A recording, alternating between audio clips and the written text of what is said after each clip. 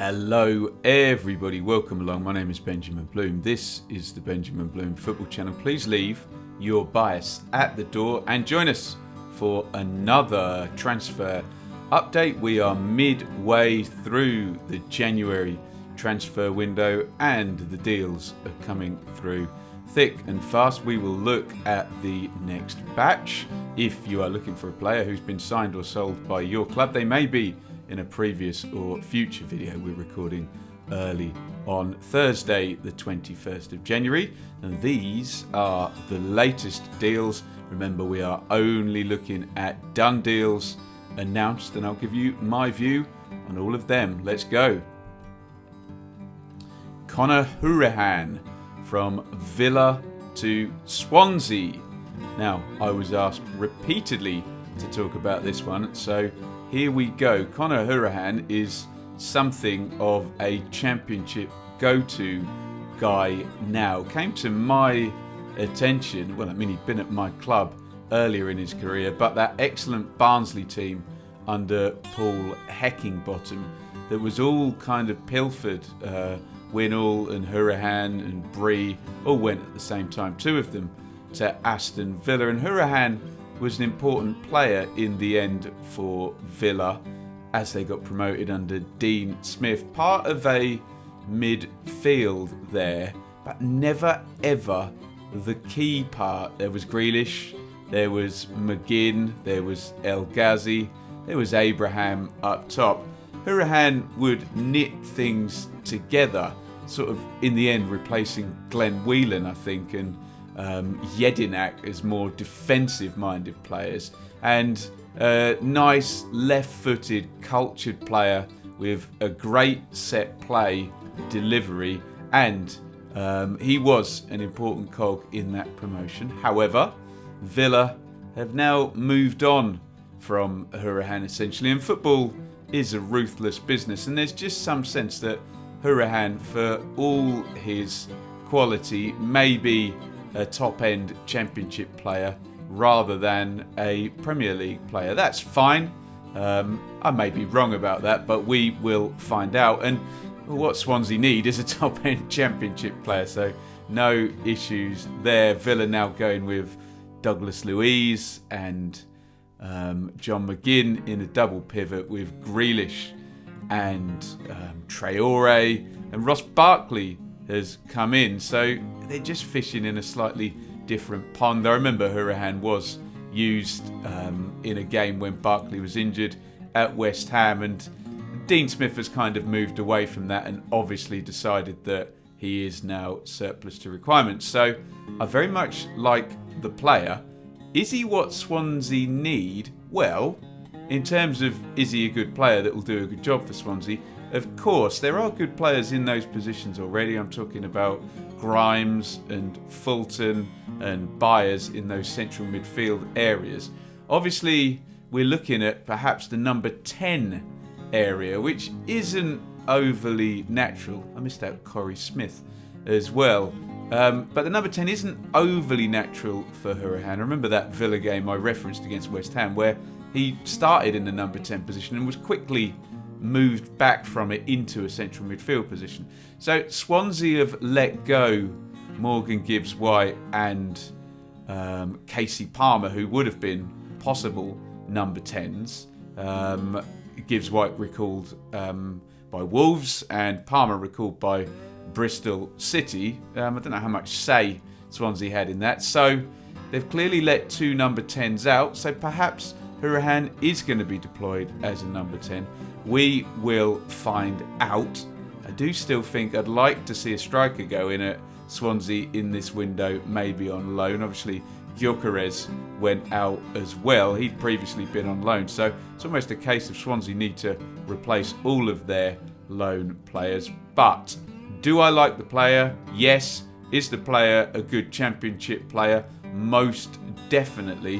Where is he going to be deployed? Maybe as a number 10. I'm not so sure. Maybe a little tweak in system. However, imagine Swansea were to bring in a striker and could drop Andre Ayew back into that number 10 position, and Hourihane is then added to the central midfielders.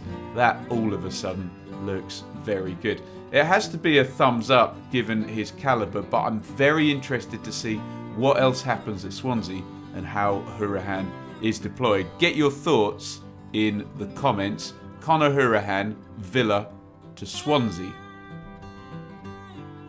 Demetrius Giannoulis from PAOK to Norwich.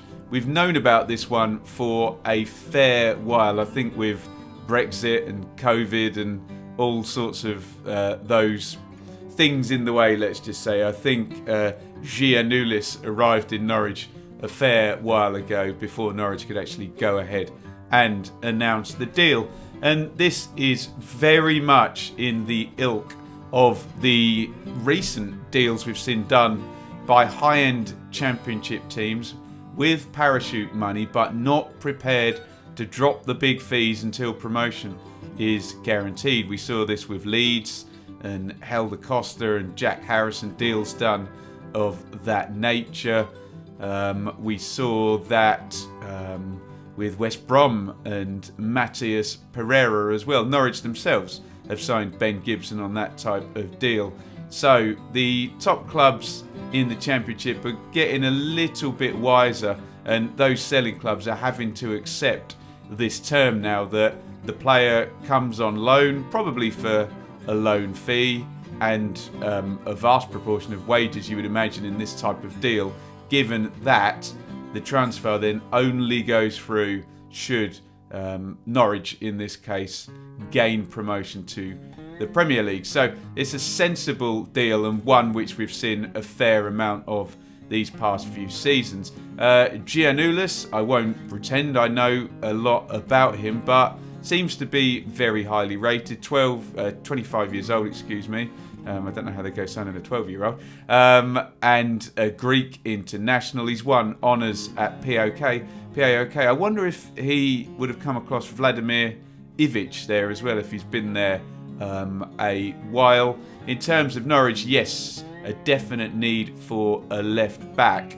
They'd had Jamal Lewis in that position, well, in the promotion and in the Premier League.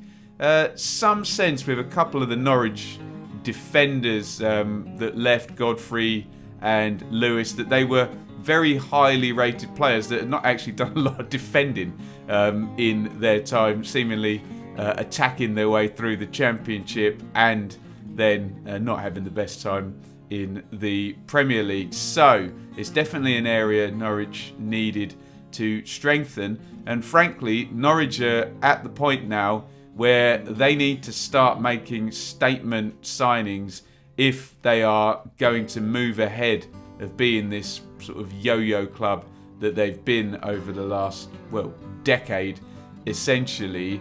Then they need to really back their excellent manager Daniel Farke, keep their strong players and add quality, and this perhaps could be the first example of what Norwich fans will hope that, assuming a promotion does happen, will be the first of 4 or 5 big signings. And we suspect that if Stuart Webber really means business and really does want to leave a legacy, that Norwich transfer market needs to be broken maybe a couple of times for the right players to add that Premier League quality should they go up. They're 7 points clear in the summer. It's going to be an interesting time. This, I would think, would be a good start for the Norwich fans to see, and we'll see how Giannoulis does. He's very highly rated, but not all players come and settle immediately or ever indeed, so it's never a guarantee, even with Stuart Webber's excellent track record. Get your thoughts in. Demetrius Giannoulis from PAOK to Norwich. Richard Keogh, MK Dons to Huddersfield, and if Conor Hourihane was a returning Championship great, then this guy usurps him big style. Richard Keogh has literally been a fixture in the Championship for absolutely years, other than probably Luke Chambers and Cole Skews at Ipswich, with Derby being perennially trapped in the Championship and Keogh being their captain. there's just nobody around with more Championship experience. Huddersfield needed to bring somebody in.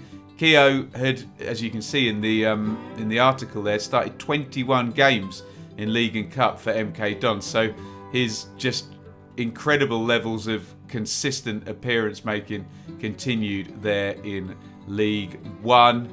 It's a depth signing to add cover for Stearman, Schindler and Elphick, but of course a player of that experience will always help, and perhaps if he performs well we'll see him again next season. I will try and mitigate the obvious comments that we're going to get on Keogh by saying that what is in the past is in the past. Keogh sustained a horrible injury in the unfortunate incident where he was driven in the back of the car. Remember, he's had a not great time. If you believe he did something wrong, I'm sure, well, and you believe in karma, I'm sure he's paid with his injury and he's back. So I, for one, wish him good luck at Huddersfield. And after what you can only term as a really good Championship career, it would have been a shame for him to go out this way. There is a storm raging outside. I hope you not hearing too much of that in the microphones. Anyway, get your thoughts in on Richard Keogh, MK Dons to Huddersfield. Perry and G from Crewe to Cardiff, and hopefully we've got the name right, because it wouldn't be like the YouTube comments to be pedantic about the pronunciation of a name, would it? Anyway, I think we all know the player that we're talking about, and there's a picture of him up there if anyone's unsure. He's gone in at Cardiff, so a couple of signings I like from Cardiff. This one added to Max Watters. They've gone in to the lower leagues and picking off good players, Watters and now NG, and it's a great story, isn't it? Because he'd been at Crewe for just years and years and years. I think since he was literally a young primary school kid. He became the captain. He's made 150 appearances and still only 24 years old. So a bit of a classic Crewe sale in the kind of, I don't know, Robbie Savage, Danny Murphy, Dean Ashton type ilk from years gone by. He's going to play right back for Cardiff, who were looking to fill that position. They'd obviously had Auzathoth from Arsenal on loan. That hasn't seemed to have worked out because Bakuna had been used a lot. So I like this very much. Always great to see young players graduating from the lower leagues and making their way up. We wish him really, really well.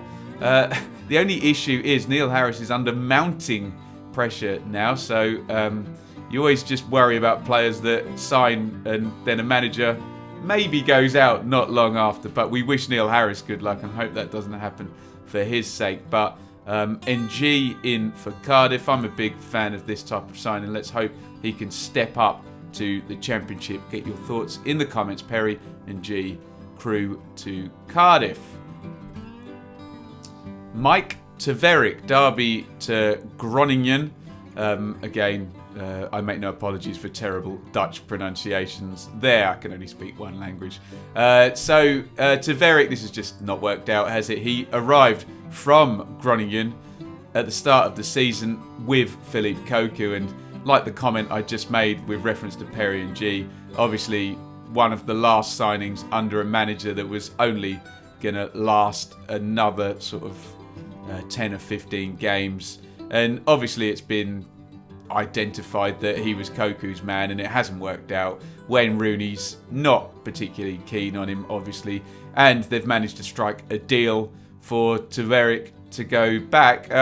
If they've made some money out of it, there might have been the one good bit of business that Derby have done in a while, with certainly some money issues going on there and ongoing takeover issues. So simple one, wasn't working, and they've managed to get him straight back to his old club within sort of 5 or 6 months. So Taverick heads back to Holland, the Netherlands, for you who pick me up on things like this. Get your thoughts in the comments. Mike Taverick, Derby to Groningen.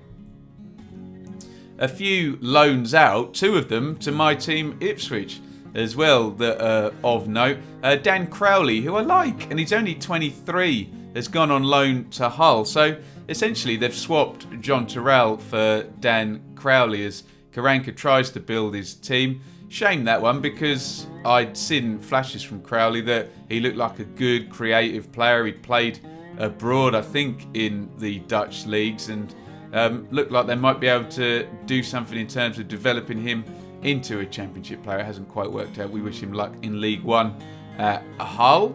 And Luke Thomas and Josh Harrop both into Ipswich. Thomas, you may have seen on my Watford-Barnsley match experience vlog, I asked Valerian Ismail. Looks like Thomas has agitated for that move, wasn't happy at not starting. Remember, £1 million signing from Derby when he arrived at Barnsley, and he said, if I'm not playing, I want to go out on loan. So you kind of have to applaud the honesty, assuming everyone's being upfront about that. And Thomas heads off to Ipswich, where of course I hope he does great things there, with my bias not left at the door. And Josh Harrop the same, with arrivals there in the sort of central midfield berths. I know he's wearing number 10 there, but you know how Alex Neil likes to move players around in those midfield, in the 4-2-3-1 sort of formation.